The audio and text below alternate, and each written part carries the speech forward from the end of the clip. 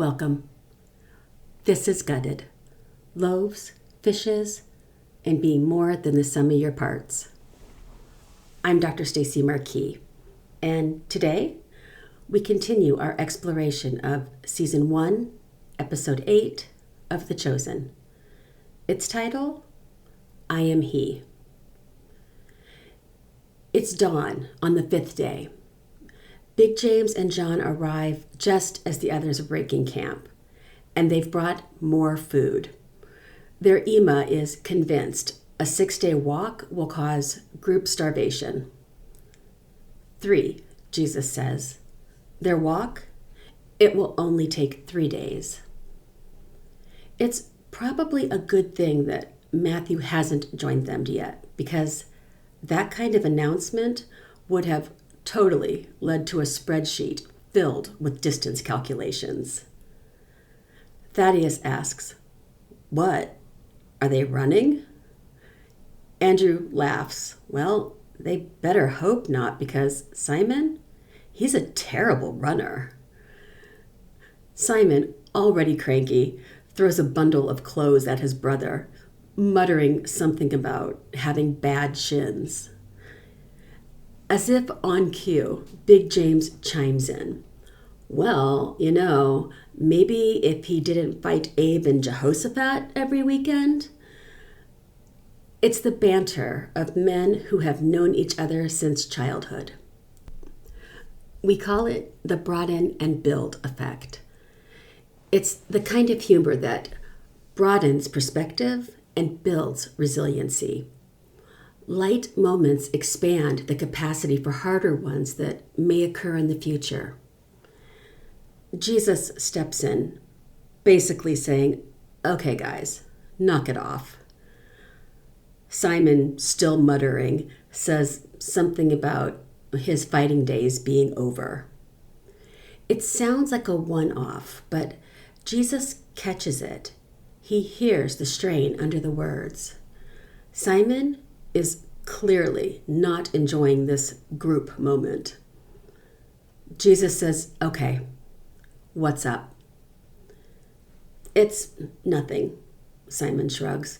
He's just thinking about the long journey ahead. Andrew reads his brother like only a brother can and cuts through the tension. He's like, "Hey, at least it's only going to be half as long as they first thought." These teasing words are also a lifeline. Simon's struggling.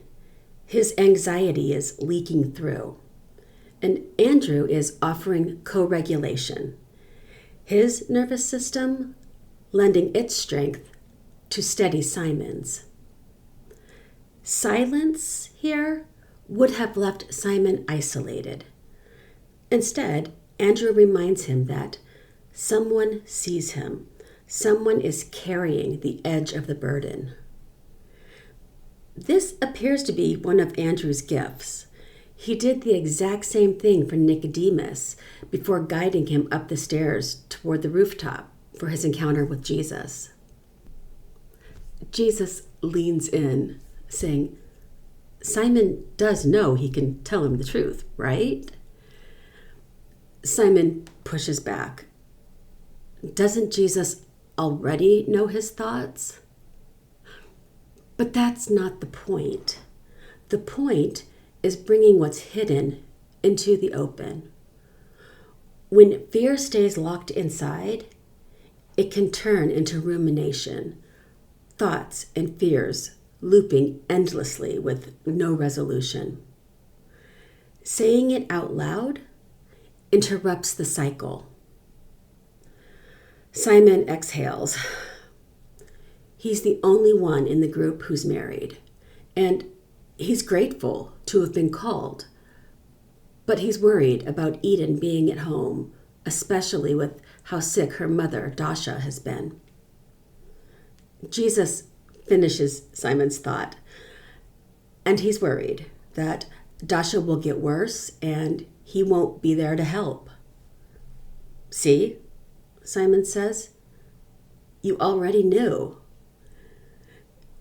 Jesus gives a reality check, telling Simon that most of the time, everyone already knows what he's thinking, that doesn't take God's wisdom. Simon scans the group. Every head is nodding.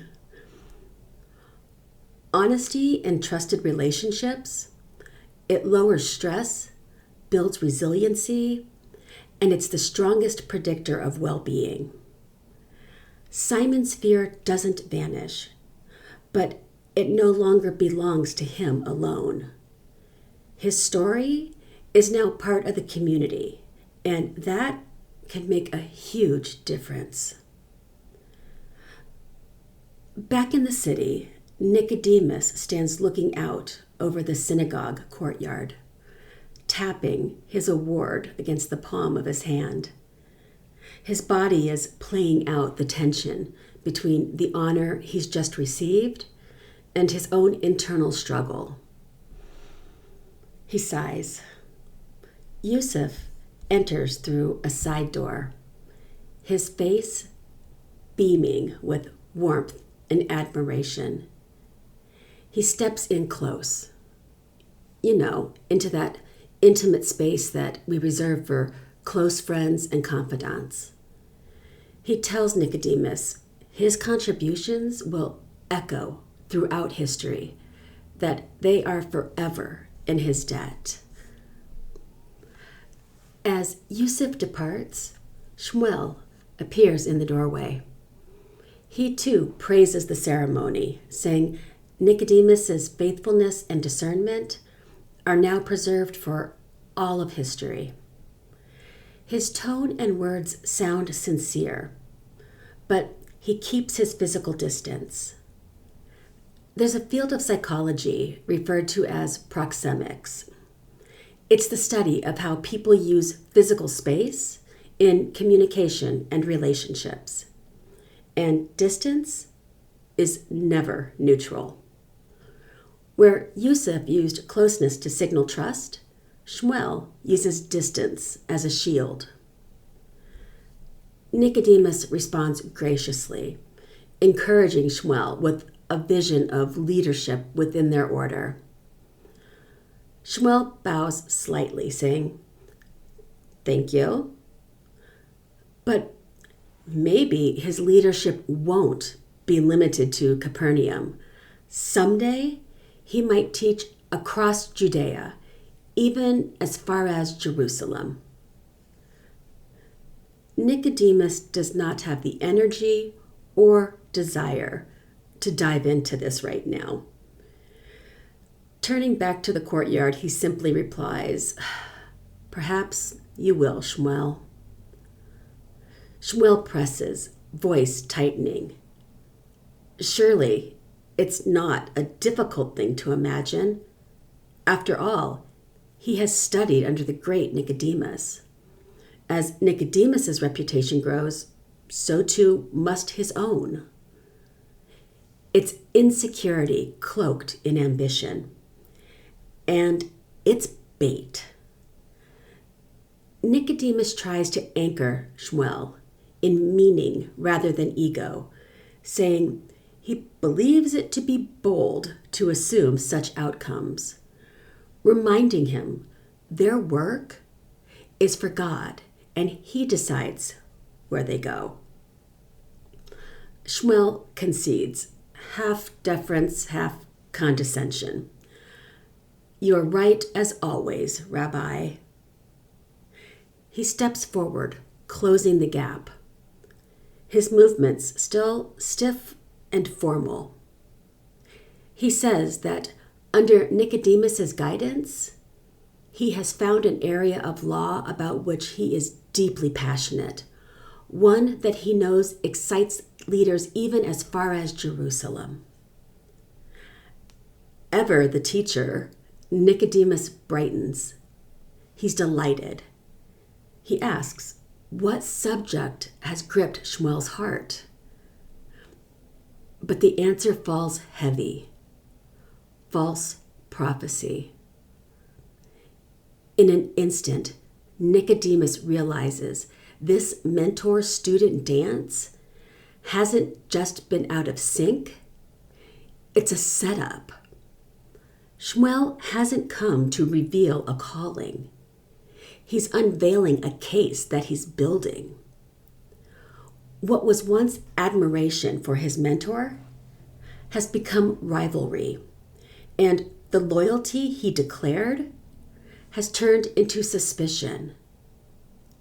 He reveals plans to petition the temple in Jerusalem to explore all cases related to this. And he wants to know if Nicodemus will oppose his petition. Nicodemus stays silent, waiting. Shmuel builds his case, piece by piece. The paralytic lowered through the roof. Jesus healing and forgiving sins, claiming authority that belongs to God alone. He recalls the way Jesus looked at him as though reading his very thoughts. At first, he called it divination. Now, he's calling it deception. That's Shmuel's pattern. When he's unnerved by uncertainty, he relabels it. When we feel rattled, control feels like safety, and few things feel more controlled than slapping a label on something or someone. And in this case, that label is condemning. He layers prophecy upon warning, all of it leading to the sharpest point of his indictment. Jesus claimed to be the Son of God, and Nicodemus, he stood silent. He did nothing. And to Shmuel, that silence labels Nicodemus as complicit. Nicodemus speaks. No, he will not oppose Shmuel's petition. Then, with his disappointment evident, he says, Shmuel, you have learned nothing from me. On the other side of Capernaum, at Simon's house, Eden cares for her mother, worry etched across her face as Dasha burns with fever. Caring for a family member is a combination of fierce love and utter exhaustion. The strain that can come with it has a name, caregiver fatigue, and it can set in quickly, within days. The toll isn't just physical, fetching water, tending fires, placing cool cloths on someone's forehead. It's also emotional. The strain of doing everything you can while feeling completely helpless that you can't fix the root cause of the illness. Dasha's voice is weak. She asks, "Where is Simon? Can he build them a fire?" Eden says, "He's not home. And no, he's not fishing either. It's something else." There is so much Eden wants to share with her mother, but remember, Dasha fell ill before Jesus even called Simon. Dasha tries to sit up. Eden urges her to lay back down. This moment carries more weight than it first appears. Caregivers, especially mothers, often push themselves to keep going, even when they themselves are sick. Oxytocin, the bonding hormone, spikes during caregiving. It wires the body to respond, even when energy is depleted. That's why a mom with a fever will still go into the kitchen to make soup or will fold a load of laundry. It's not merely habit or duty. It's body chemistry compelling them to meet the needs of others. Eden steps out of the bedroom into the quiet of her kitchen. She leans against the counter, fighting back tears, her body rocking ever so slightly. Rocking is one of the ways a body regulates itself when the world feels unsteady. But in this moment, it carries something deeper. As Eden tends to her mother, the very woman who once rocked her through sickness, fatigue, or fear, she echoes that same motion. She reaches back, borrowing strength from the care that once steadied her. She hears her name, Eden. Startled, she turns and sees Jesus standing there. She says she wasn't expecting him. Jesus smiles. People usually aren't, he says. She was just about to stoke the fire. Can she bring him something warm to drink? In the first century Jewish world, hospitality was one of the most important social values. A warm drink symbolized refreshment, restoration, and being made to feel at home. It's also Eden reaching for something she knows. Her mother may be sick, but she can still be a good host. It provides grounding and control when it feels like everything is unraveling. Jesus steps closer, saying, "She saw it first. What he sees in Simon, she noticed it when no one else did. And that connects them." Eden knows exactly what Jesus means. Simon's wildness, passion, and the intensity he brings to the room. Dasha warned her that she would regret being drawn to that wildness. Eden wonders, what will her mother say now? Simon and Andrew arrive. They're on their way into town to sell their nets. Jesus tells Simon to stay, just for a moment. Simon starts explaining why he needs to go. Jesus didn't tell Simon not to sell the nets. He just told him to stay there. Wait. Many times, there's absolutely nothing wrong with a person's perceptions. It's their interpretations that are skewed. Simon's brain is wired to anticipate loss of control. So he interprets Jesus' words as a restriction. Jesus' tone changes, still kind but more direct. Put down your nets and go sit with your mother-in-law. Andrew immediately drops his nets and heads toward the bedroom. Let's talk about Andrew for a moment. Back in episode 4, when Jesus told Simon to cast his nets one last time, Simon hesitated, needing to explain why it wouldn't work. But Andrew, he immediately grabbed the nets and stood at the side of the boat, ready, waiting.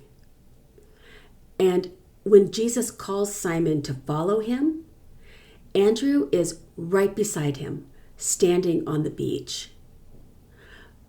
But Jesus didn't give the same command to Andrew. Maybe because Andrew had already declared Jesus to be the Messiah, and his following was implied. He didn't need the verbal nudge. And now, at Simon's house, we see the same pattern again. Jesus says to Simon, "Stay here a moment." While Simon is compelled to explain the what and why of his actions, Andrew stays standing right there, just like Jesus said. Jesus tells Simon, Put down your nets and go sit with your mother-in-law." And Andrew immediately sets down the nets and goes to Dasha. Here's the contrast. Simon needs direct words, specific information, personal invitation. And still, he will push, question, and resist until he's convinced. But Andrew, his faith is marked by readiness and trust. He doesn't need his name to be called every time. Maybe because his heart has already made the decision and the rest is just obedience. He's content to be the one bridging the gap. As he moves toward Jesus, he pulls others with him. As Andrew heads to the bedroom, Simon stands, holding his nets, trying to decide if he's still going to protest. Slowly, he lowers them.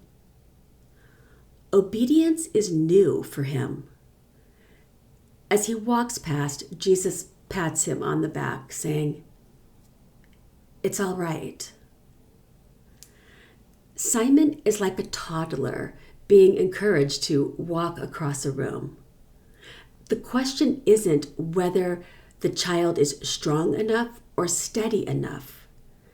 It's about trusting the parent on the other side, arms outstretched, ready to embrace or catch if needed. That's the shift Jesus is pressing into Simon. It isn't about proving himself. It's about resting in who Jesus is. The nets, they don't go down because Simon has mastered surrender. They go down because his trust in the one who told him to is growing. Sighing, Jesus turns to Eden, saying, he knows. He told Simon to make sacrifices, to leave things behind in order to follow him. But she and Simon are one. Any sacrifice Simon makes also affects her. He says she has a role to play in all of this. Eden's face has been that of someone so fatigued that even listening takes effort. But with those words, awe breaks through the fog of her exhaustion. Her voice catching, she says, "Do I?" Jesus nods, saying, in time, she will understand. When someone is recognized as being significant to a larger plan, it counteracts helplessness, something Eden has felt a lot of lately. Jesus is telling her her presence and faith help shape the story itself. He tells her he can't make everything easier for her. "It would not be their people's way," she replies. Jesus smiles. "No, it has not been." Then, with a look of sadness, he says, "Nor will it continue to be." Stepping in, he says, "But I see you. You understand?" In the biblical tradition, to be seen by God is to be acknowledged and loved in the deepest possible way. She is not background noise in Simon's story. She's not lost in the demands of sacrifice. She is seen, held, and named as significant by the author of this entire story. He says he wouldn't ask her to carry all of what her life has become without taking care of some other things first. From the bedroom, we hear Dasha cough. Jesus looks and nods toward it. Eden, awe still evident, looks toward the room. You mean, Jesus smiles, saying, normal Simon is difficult enough. He really does not want to travel with a worried Simon. He rolls his eyes like, "Ei Gewalt." They both laugh. Humor is one way our nervous system regulates intensity. Were Eden to stay in that heightened emotional state, it could easily feel overwhelming for her. This moment of humor roots her back in her daily life. Firewood, kitchens, a worried Simon.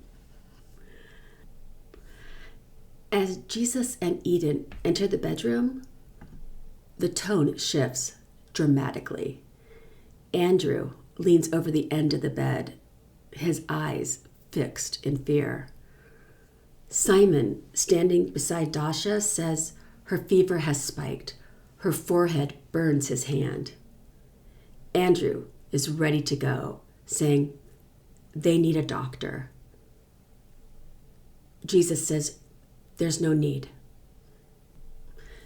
Jesus slowly walks toward Dasha, and placing his hand on Simon's back, he gently directs him toward Eden, who wraps her arms tightly around his. Where Simon once stood, Jesus now sits. Slowly, he places his hand over Dasha's.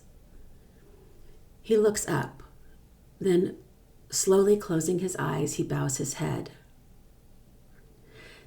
This is for them to witness, not because it's a necessary step for Jesus to heal. Gently squeezing Dasha's hand, Jesus says, "Leave her." Modeling is one of the most powerful tools in human learning. Jesus looking up, bowing his head, closing his eyes, he's providing them with a picture of what it means to orient themselves toward God in the middle of fear. The silence is palpable. Everyone, well, except Jesus, is holding their breath. Dasha gasps and sits up. Looking around confused, her eyes land on Jesus. She says, "Who are you?" The relief and laughter are immediate. Andrew answers, "This is Jesus of Nazareth." "You've never met him before," Simon adds. Dasha, already back in hospitality mode, smiles and says, "Welcome to my son-in-law's home." "Why is she lying here?" she asks. It's totally a rhetorical question, but Andrew tries to answer it anyway. He says she had a terrible fever. Not wanting everyone standing there looking at her, she gets out of bed, throws her shawl around her shoulders, and says, "No one move. I'll be right back with drinks." They all look at each other. Jesus gives a shrug like, "What are you gonna do?" From the other room, Dasha calls for Andrew to come stoke the fire.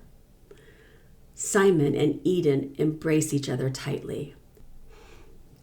Eden, tears running down her face, looks at Jesus and says, "Thank you." From the other room, Dasha asks, "Goat cheese. Does your friend like goat cheese?" Jesus answers, "Yes, I love goat cheese."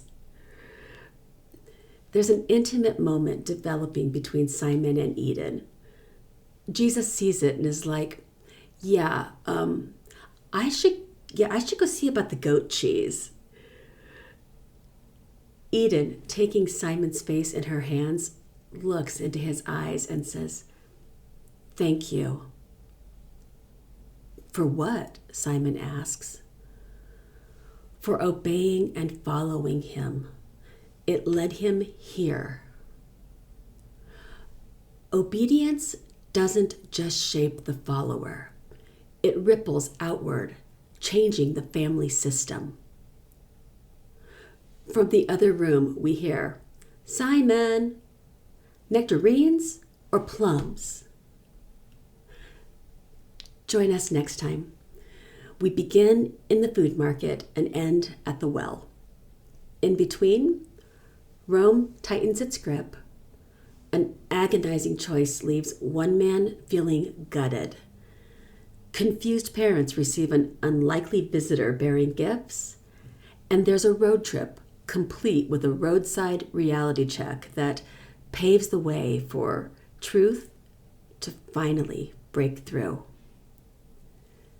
This is Gutted. Loaves, fishes, and being more than the sum of your parts.